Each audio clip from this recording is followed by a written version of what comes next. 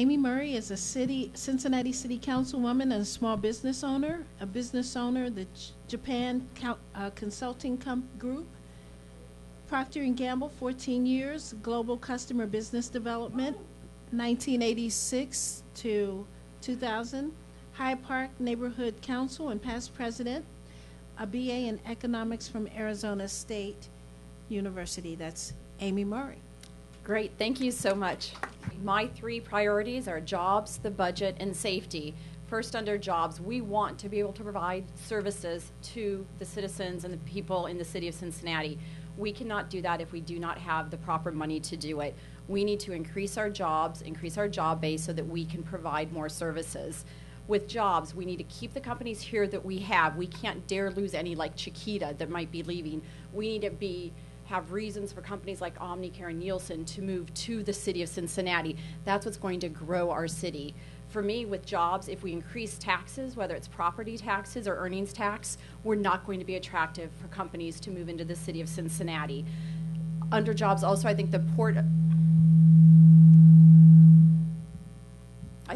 Authority is critical that we have that as our economic driver for all of the greater Cincinnati area. Second part is the budget. We have had structurally unstable budgets for years and years. Part of the problem, I think, is our fiscal year is from January until December. City Council receives the budget December 1st and has the month of December to figure out the budget situation. If you are always having bad input, you're going to have bad output. I think December is the wrong time to be making these important decisions, especially when we might have new council members on that have just been in council for 2 weeks and they're making a $33 million decision on the deficit. So I put in a motion my first month on council to change our fiscal year so that we would change it from July to June, and we'd be making these decisions in May and June. It's right now at the state auditor's office, and hopefully we'll be making that change. So I look forward to, with that we would really be able to have better budget outcomes and make better decisions. The third one is safety. We must be a safe city. And I think certainly there are things to cut in police and fire, but I don't think we should be cutting our patrol officers on the streets. We need to keep the streets safe for all citizens in Cincinnati. Thank you, and I'm Amy Murray.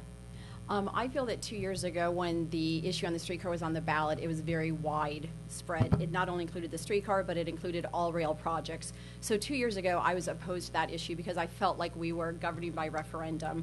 This time, I think they've closed in that issue. My concern is the streetcar is going to cost $30 million per mile. We can't afford it right now. I have not seen any plan for how we're going to pay for the operating cost of the streetcar.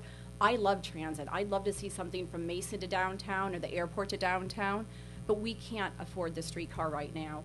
And so, I think at this point we need to say, no on, or say yes on 48, because we can't afford the streetcar. I still think it's broad, but I feel like if we don't, the streetcar is going to go forward. I think the plan has changed. It's only going from Fountain Square to Finley Market at this time. So it's changed from when council voted on it. And I think the vast majority of people that I've talked to in the city do not want the streetcar at this point. Thank you. I think the number one thing we can do is keep our police force strong. We cannot be laying off our police officers at a time when we are seeing some increased violence in the city of Cincinnati.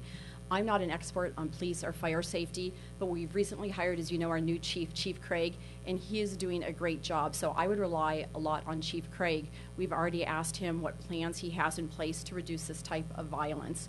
So he is doing a thorough audit of the department right now and going to be putting together new plans and programs.